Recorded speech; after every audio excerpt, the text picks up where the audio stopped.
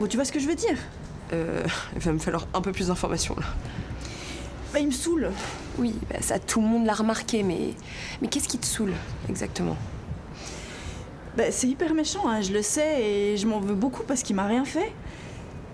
Mais rien que de le voir, là, avec son air de ravi de la crèche...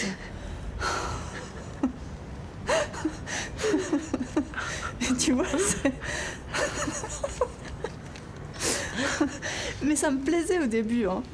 Je trouvais ça rassurant, enfin, ça lui donnait un petit côté gentil. Mais maintenant, je trouve juste qu'il a l'air con. Je sais très bien ce que t'es en train de faire, tu veux me faire culpabiliser, puis tu me manipules, comme d'habitude. Mais va te faire foutre, en fait. Tu sais quoi, t'as qu'à faire ça aux pétasses que t'as sauté dans notre lit. En tout cas, avec moi, ça marche plus. Alors tu vas attendre bien sagement derrière la porte, puis la prochaine fois, je te prierai de bien vouloir rester dans la rue.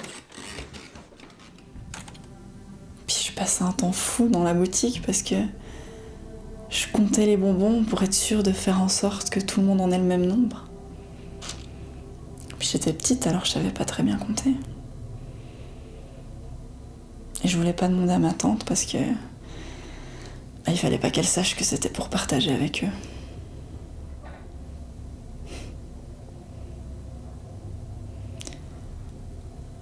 L'ironie du sort, tu vois, c'est que au final, non seulement il me piquait tous mes bonbons, mais en plus moi je culpabilisais d'avoir menti à ma tante.